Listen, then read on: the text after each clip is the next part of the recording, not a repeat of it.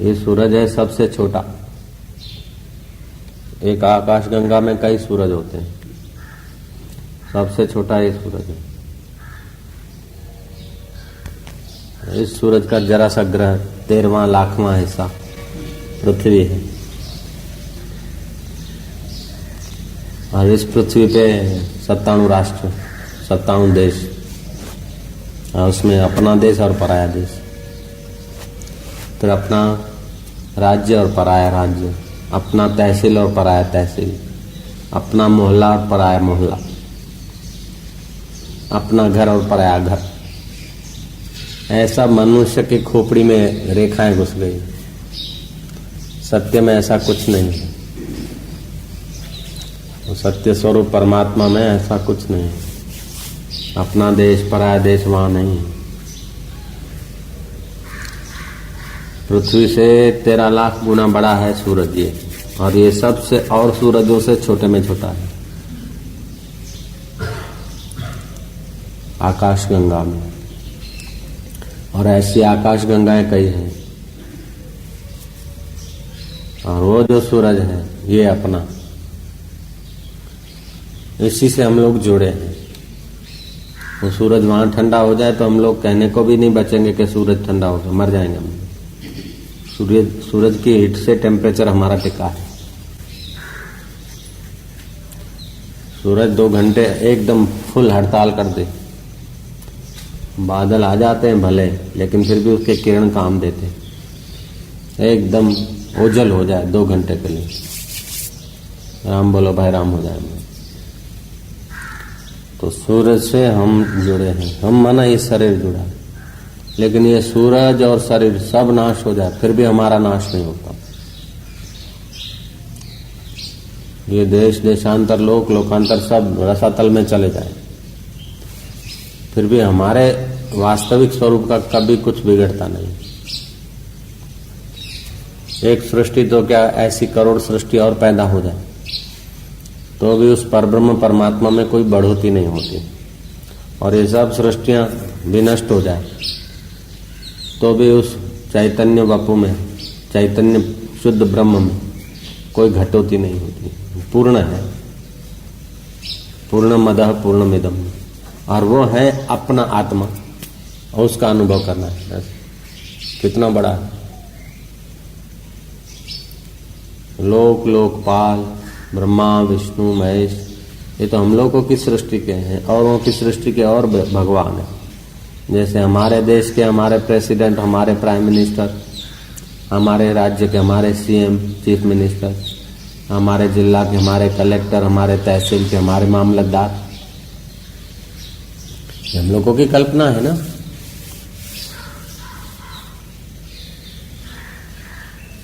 पेशकार हमारे पेशकार, तुम्हारे पेशकार, ये सब मन की कल्पना, छोटी दुनिया है। ईश्वर अपने असली दुनिया में देखो तो कुछ नहीं। रात को गहरी नींद में क्या होता है? होता है मिनिस्टर, प्राइम मिनिस्टर, प्रेसिडेंट, अच्छा बुरा, पुण्य पाप, क्या होता है? एकदम शांत ब्रह्म, वो ऐसा ब्रह्म है। रात को गहरी नींद नहीं लगे तो सुबह को काम करने के काबिल भी नहीं होते। तो शांत अवस्था, सुषुप्ति अवस्था ब्राह्मी अवस्था है। ब्रह्म स्वभाव में आदमी जाता है गहरी नींद में। वहां मेरा तेरा कुछ नहीं रहता। अपना देश पराया देश, देश जाऊंगा परदेश जाऊंगा, मैं ये हूं, मैं ब्राह्मण हूं, या मैं कुछ हूं, मैं ब्रह्म हूं, ये भी नहीं रहता गहरी नींद में। ऐसा स्वरूप में ब्रह्म को पता नहीं मैं ब्रह्म हूं।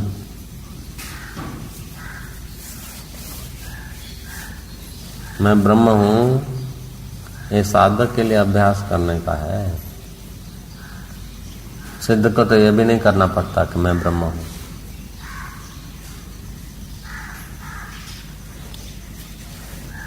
ये सिद्धावस्था है। सिद्धावस्था पाना कठिन नहीं है, लेकिन तुच्छ अवस्था की सत्यता छोड़ना कठिन हो रही है। ये सब तुच्छ अवस्था है। मेरा देश पराया देश, मेरी जाति उसकी जाति, मेरा घर तेरा घर, ये सब तुच्छ अवस्था है। ये तुच्छ अवस्था ऐसी घुस गई है और रोज घुसती रहती है। ये तुच्छ बातें हटाने में तकलीफ पड़ती है, परमात्मा को पाने में तकलीफ नहीं है। मिट्टी और पत्थर हटते हैं ना तो वहां दिखता है। अब इसमें भी आकाश है, इसमें भी आकाश है, लकड़ा है ना उसमें भी आकाश तत्व है। अगर आकाश तत्व नहीं होता तो कीली नहीं जाती अंदर, ठीक है ना। और खीली में भी आकाश तत्व है। अगर उसमें आकाश तत्व नहीं होता तो भट्ठे में डालते हो ना लोहा, तो उसमें अग्नि घुसता है, उसमें भी आकाश तत्व है। तो आकाश तत्व लाना नहीं पड़ता, ओतप्रोत है। मिट्टी और पत्थर खोदने पड़ते हैं तो आकाश दिखता है। ऐसे ही कुसंस्कार हटाने पड़ते तो ब्रह्म दिखता नहीं, फिर भी वो देखने वाला जो है वो स्वयं ब्रह्म रूप है। ऐसा नहीं कि साधना करेगा फिर ब्रह्म को देखेगा, ब्रह्म परमात्मा है, मेरे को दर्शन हो गया, नहीं। वो अब्रह्म हट जाएगा तो ब्रह्म तो है ही है कि कंकड़ मिट्टी हट जाएगा, आकाश तो है ही है। ऐसे ही जगत की सत्यता, शरीर में अहम प्रत्यय, राग और द्वेष, ये सब बाधित हो जाएगा। भगवान का दर्शन हो जाए, इष्ट का दर्शन, कृष्ण का, राम का, बुद्ध का, कबीर का, नानक का, देवों का, संतों का, फिर भी अपने स्वरूप का बोध नहीं होगा तो मजूरी बाकी रहेगी। किसी का दर्शन नहीं हुआ, अपने स्वरूप का बोध हो गया तो सब अपने आप मिलेंगे एक ही साथ। ब्रह्मा विष्णु महेश ज्ञानी की मुलाकात करते हैं, औरों की क्या बात है। ब्रह्मा विष्णु महेश 33 करोड़ देवता ज्ञानी के स्वरूप में अध्यस्त होते हैं। ब्रह्म में अध्यस्त એટલે શું कि जैसे आकाश में सब सूरज बड़ा है, पृथ्वी से तो बड़ा है, लेकिन आकाश के आगे सूरज कितना है? आकाश के आगे सूरज कुछ भी नहीं।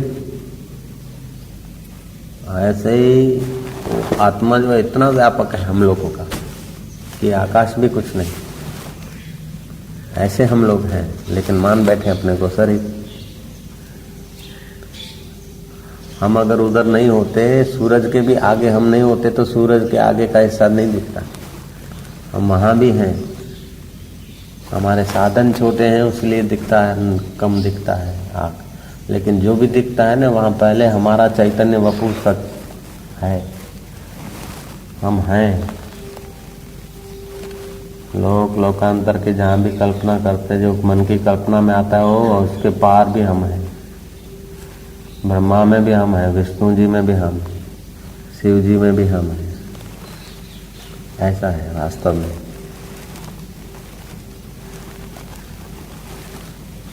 ये साधारण आदमी तो सुनने की भी क्षमता नहीं रखते इसी बात में। ऐसे ज्ञान का अनुभव अगर साधारण आदमी सुने तो ज्ञानी को पागल कहेंगे। तो इसीलिए मंसूर को सूली पे चढ़ा दिया, सुकरात को जहर दे दिया, जीसस को क्रॉस पे चढ़ा दिया। बहुत बहुत गुड बात है, बहुत ऊंचा अनुभव है। उसके आगे तुम्हारा ये अपना राज्य, पराया राज्य क्या, अपना देश और सारे पृथ्वी के सब देश भी कोई कीमत नहीं रखते उस तत्व ज्ञान के आगे, उस परमात्मा के आगे। उसको परमात्मा कह दो, ब्रह्म कह दो, अपना स्वरूप कह दो। आकाश गंगाएं भी कुछ महत्व नहीं रखती। लोकांतर और 33 करोड़ देवता और ब्रह्मा विष्णु महेश के पद, वो भी कुछ महत्व नहीं रखते। ऐसा है पर ब्रह्म परमात्मा अपना आपा। ऐसा नहीं कि वो कहीं और हैं, आप कहीं और हैं। और अपनी महिमा का नहीं जानते तो जरा सी बात में, जरा से सुख में, जरा से शरीर की अनुकूलता में, शरीर के यश में, शरीर की उसमें क्या संघर्ष, क्या गड़बड़, क्या खिंचाव, तनाव, छोटी छोटी बात में। अपने को जानते नहीं ना। तुम्हारी सारी मिल्कत कोई लूट ले, और तुम्हारे शरीर को भी टुकड़ा टुकड़ा कर दे, और तुम्हारे को ज्ञान हो गया तो तुमको अनुभव होगा कि तुम्हारा कोई घाटा नहीं पड़ा। और दुनिया भर के राष्ट्रपति, प्राइम मिनिस्टर, सेनापति सब तुम्हारे अनुकूल हो जाए। ब्रह्मा विष्णु महेश भी आपके अनुकूल हो जाए। 33 करोड़ देवता भी आपके अनुकूल हो जाए। फिर भी आपको लगेगा कि मेरा कोई विशेष फायदा नहीं हुआ। सब प्रतिकूल होकर आपके शरीर को टुकड़ा टुकड़ा कर दे, फिर भी असलियत में आपको कोई घाटा नहीं पड़ता। और सब मिलकर अनुकूल हो जाए तो असलियत में आपको कोई फायदा नहीं होता। आपका असली स्वरूप ऐसा है, शुद्ध बुद्ध।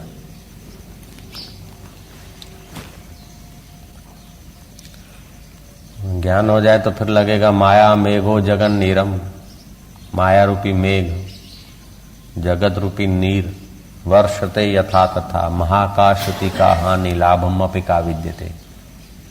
माया रूपी मेघ, जगत रूपी बारिश जैसे भी हो, महाकाश को क्या है, बरसात पड़ती तो पृथ्वी पे कीचड़ कीचड़ होती है, पृथ्वी को प्रॉब्लम होता है, अनुकूलता होती। लेकिन महाकाश को क्या है, हजारों बादल हो, दौड़ो नाचो बिजली चमको, आकाश को क्या है, कई ट्रेन दौड़ो, कई हवाई जहाज दौड़ो, आकाश को क्या है, आकाश के आगे सब छोटे बटुकड़े। ऐसा परब्रह्म परमात्मा आकाश से भी ज्यादा महान, सूक्ष्म, अत्यंत सूक्ष्म है, उसका वर्णन नहीं होता।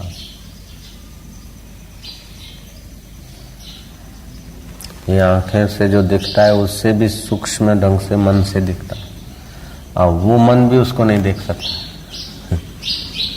आंखों से जो दिखता है दूरबीनी से, उससे भी ज्यादा मन से दिखता है, कल्पना से।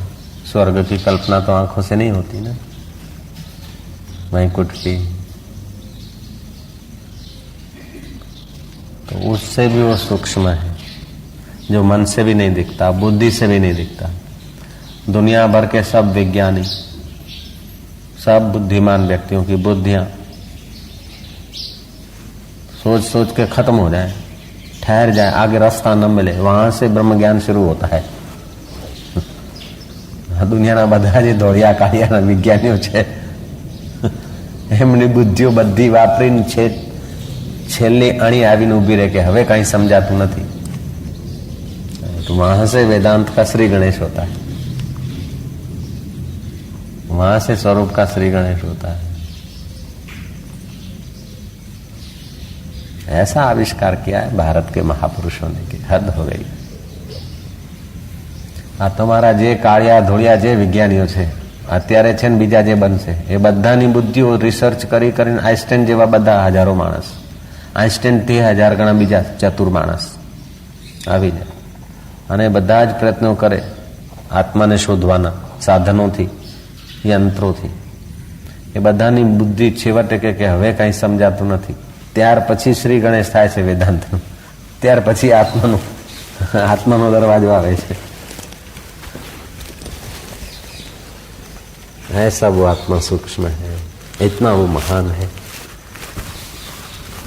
देखो उसका चमत्कार, पानी की एक बूंद माता पिता की, उसमें 3000 बेटे होते। आंखें कैसी छुपी है, उसमें अक्ल कैसे छुपी है, विज्ञान कैसे छुपा है, ये कितना चमत्कार है, सूक्ष्म। एक वीर्य की एक बूंद में 3000 बच्चे हैं, और उनको अगर गर्भाशय व्यवस्थित मिल जाए तो 3000 बेटे हो सकते एक बूंद में से। एक बार पुरुष की शक्ति नाश होती तो 1,20,000 बच्चे हैं उसमें। तो बैल का जो इंजेक्शन बनते हैं ना, बैल संकलित होता है, उसमें से कई इंजेक्शन बनते हैं, और एक इंजेक्शन में कई जंतु होते हैं, उसमें से एक आध जंतु गाय के गर्भ में रहता है और वो बैल होके आता है, गाय बछड़ी होके आती है। हम देख के आए हैं सब वैज्ञानिक ढंग से। कितना सूक्ष्म है चैतन्य, आंख से दिखे नहीं, इतने बच्चे छुपे हैं उस वीर्य के एक ड्रॉप में, और उसमें से साइंटिस्ट पैदा होता है, रेगन पैदा होता है, उसी में से तो हुआ है। અમેરિકન હલાવી નાખે, પણ એ જીવડું ક્યાંથી આવ્યું? હા કે અમેરિકાને હલાવી નાખે છે એ બોલે છે એટલે વર્લ્ડ ફેમસ વાત થઈ જાય છે, પણ એનું મૂળ જુઓ તો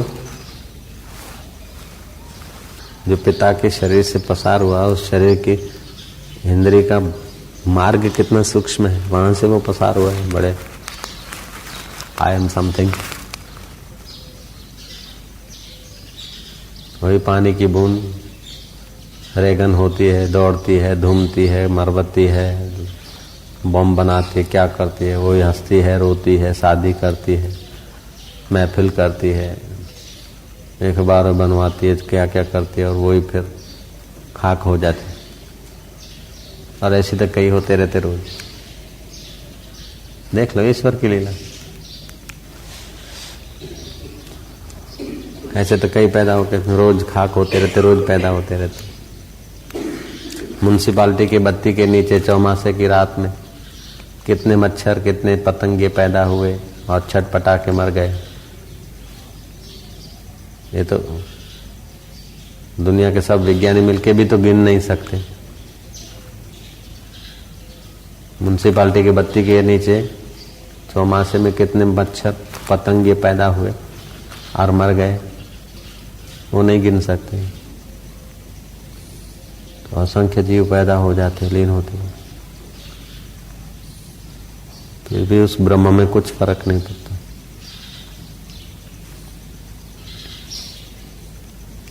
जैसे वो साबुन का पानी बना के बुंगड़ी से फूंक मारो तो बुलबुले बनते हैं। वो बच्चे को तो लगता है कि हाँ इतना बड़ा अच्छा है भाई, लेकिन आकाश के अंदर वो क्या है? आकाश में वो तो बने बिगड़े ऐसे ही सृष्टियां बुलबुलों की नहीं पैदा हुई, लीन हो गई। उस पर ब्रह्म में कुछ नहीं, वो ज्ञानी होता है। वो परब्रह्म स्वरूप मैं रूप में जिसको अनुभव हो गया उसको ज्ञानी बोलते हैं। इसलिए नानक जी ने कहा मत करो वर्णन हर बेअंत है, क्या जाने वो कैसे रे। धीरा की गति धीरा जाने, ज्ञानी की गति ज्ञानी जाने। ऐसा है वो आत्मदेव, उसका ज्ञान होता है आत्मा का, वही सच्चा ज्ञान है। बाकी सब मन कल्पित ज्ञान है। बाकी के जो ज्ञान है ना, ईंट चुने लोहे लकड़ के गरीबी अमीरी के, ये सब मन कल्पित ज्ञान है, मन की कल्पना के। सच्चा ज्ञान वही है आत्मा का। सारे ज्ञान उसी से होते हैं, उसी का ज्ञान नहीं है। अब आप देख रहे हैं ना मेरे को, मैं आपको देख रहा हूं, तो वो उसी वो परमात्मा की सत्ता से हो रहा है।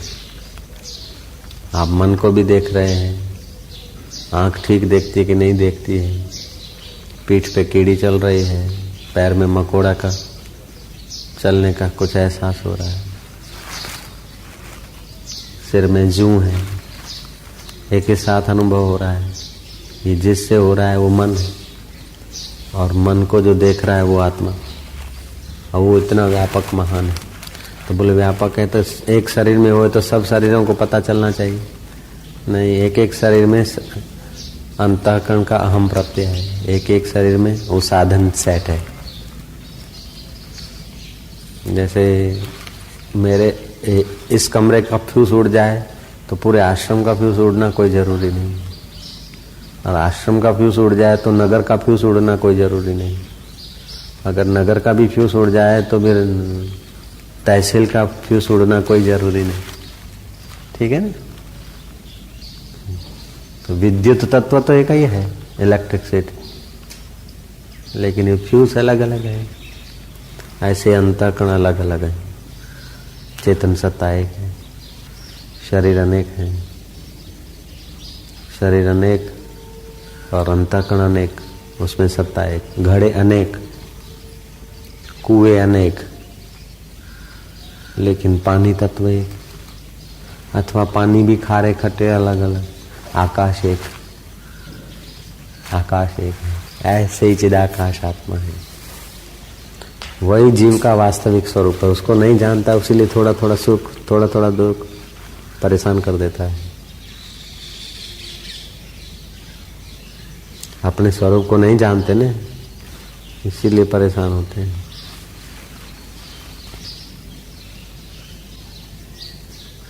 यह बहुत ऊंची बात है, ब्रह्म ज्ञान। इसके आगे इंद्र का राजबाज कुछ नहीं, परमात्मा तत्व के आगे। ब्रह्मा जी के एक दिन में 14 इंद्र बदलते हैं, ऐसे हजारों ब्रह्मा जी जिस ब्रह्म में पैदा होके लीन हो गए, वो ब्रह्म का साक्षात्कार। यह कोई बच्चों का खेल नहीं है।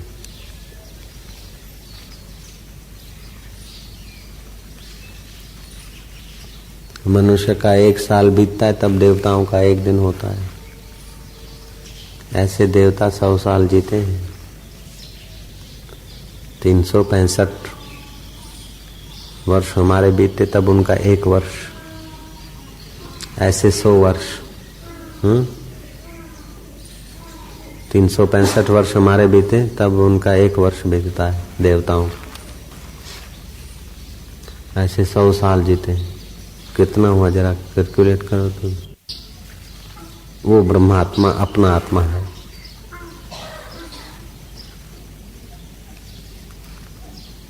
फिर 4 पैसे की नौकरी, 6 पैसे की वैवाहिकपणु क्या कीमत रखता है?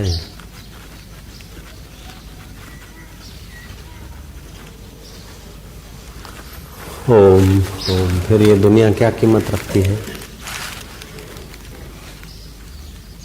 कहीं नहीं है ना। जैसे प्राइम मिनिस्टर के आगे गलबा वागरी का झोपड़ा और उसका मोहल्ला क्या कीमत रखता है, ऐसे ही परब्रह्म परमात्मा के आगे ये पृथ्वी का राज्य और स्वर्ग का राज्य ऐसा लगता है। वो परमात्मा अपना आत्मा है और ज्ञानी को अनुभव होता है वो मैं हूँ। ज्ञानी ये एहसास करता वो मैं हूँ। वो एहसास काल्पनिक नहीं है, सत्य में उसको साक्षात्कार होता है।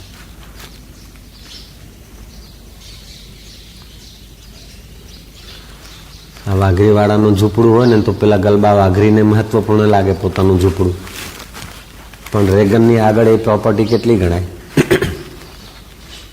એવી રીતે તત્વજ્ઞાનની આગળ રેગન પણ પેલો વાઘરી કરતા ઓછો ગણાય. એવા રેગન જેવા તો કેટલાય વાઘરા પેદા થઈને મરી ગયા, એની ગણતરી જ નથી. जैसे प्राइम मिनिस्टर के रेंज में तो कई वाघरी मकान बना बना के रह के चले गए आए गए। प्राइम मिनिस्टर की तो गिनती में नहीं, उसको खबर ही नहीं कि गलबा वाघरी નું ઝૂંપડું ક્યાં આવ્યું, ગલબો વાઘરી છે કે નહીં દેશમાં. प्राइम मिनिस्टर को खबर है क्या? अमथा वाघरी, गलबा वाघरी, पेलो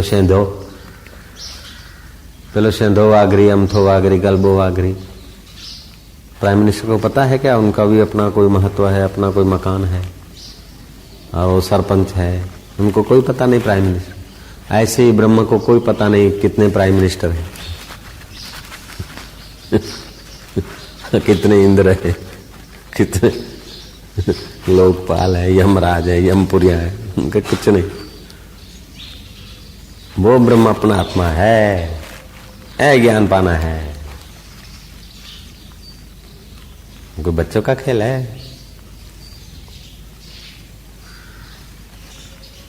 ओम ओम ओम।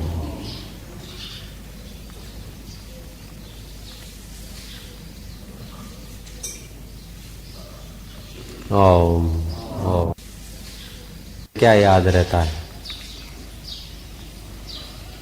अच्छा बुरा, अपना पराया, बस घन सुषुप्ति ये साक्षात्कार है। गहरी नींद जो है, जैसा गहरी नींद में अनुभव होता है ऐसा साक्षात्कार में होता है।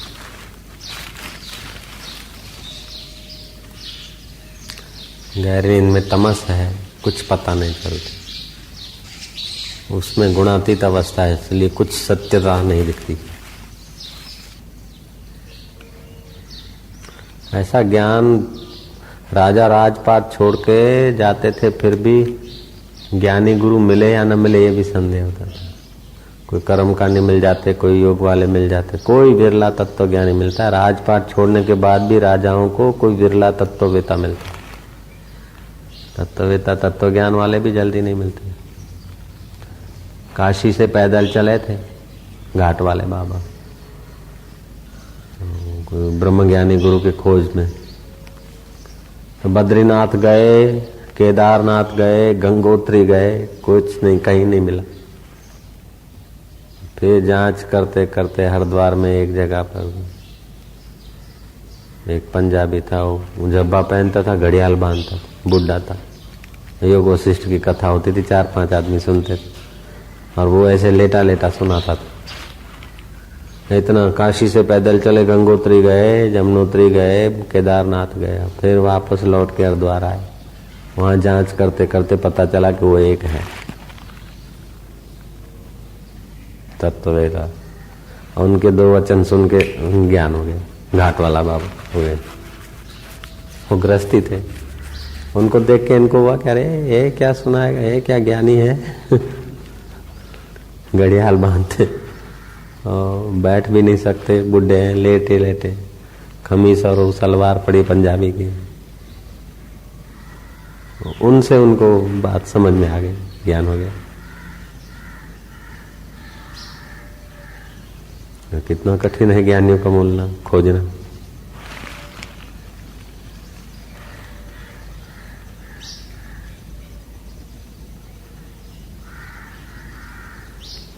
ऐसे जड़ भरत भी ज्ञानी थे, तो उनको पकड़ के भीलों का राजा था, उसको यज्ञ करना था, पुत्रेष्टि। उसमें बलि देने के लिए जंगल में किसी आदमी को पकड़ने गए, तो जड़ भरत थे ऐसे ही बावरे, उनको पकड़ के आए जंगली आदमी। उनको नहलाया, हार पहराया, जलेबी खिलाया, फिर उनका मस्तक काटना था, माता के उस हवन में होम करना था। जड़ भरत तो ब्रह्मज्ञानी थे, जैसे गहरी नींद में आदमी होता है ऐसे ही अंदर से निश्चिंत। उनको तो जो करना था करो, करो न करो भी कहने की जरूरत नहीं, ऐसे ही थे एकदम 5वीं भूमिका में। ज्ञान 4थी भूमिका में हो जाता है, फिर मौन रहे, एकांत रहे तो भूमिका और मजबूत हो जाती है 5वीं। इतने सुनसान स्वरूप में मयान में से तलवार निकाल के उसके मस्तक को हवन में डाल रहे थे। तो देवी को हुआ कि ब्रह्मवेता का मस्तक अगर होमा जाएगा तो मैं कहाँ रहूंगी। तो देवी की मूर्ति में कंपन पैदा हो गया और वो मूर्ति में से प्रकट हुई कि ऐसे ब्रह्मज्ञानी का तो मस्तक यहाँ होमते, अब तेरा ही मस्तक उड़ाऊंगी, क्योंकि ज्ञानी का अनादर किया क्या। तो जो हवन होम कर रहा था उसी का मस्तक उड़ा के देवी ने होम दिया और जड़ भरत का सत्कार किया। भागवत में कथा आती, ऐसा स्वरूप को प्राप्त कर लो तो आपका कोई बाल बांका नहीं कर सकता। ज्ञानी को ऐसा नहीं होता, ज्ञानी के शरीर के टुकड़े कर दो फिर भी वो ज्ञानी का बाल बांका नहीं होता। जैसे घड़े के टुकड़े टुकड़े कर दो तो आकाश का बाल बांका नहीं होता, ऐसे ही शरीर रूपी घड़े के टुकड़े टुकड़े हो जाए लेकिन फिर भी चिदाकाश स्वरूप आत्मा का बाल बांका नहीं होता।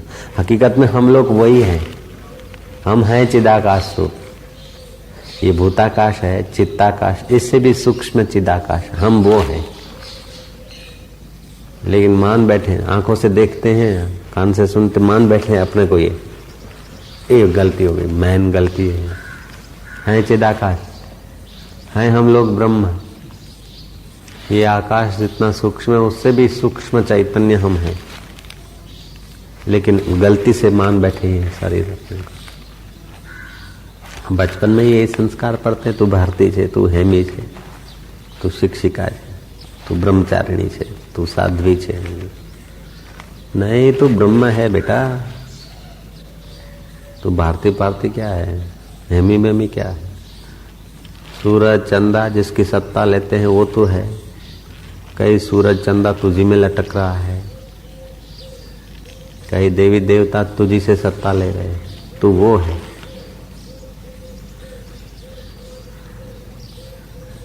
एक शरीर तेरा मिट जाए तो क्या है, अनंत शरीरों में तू है।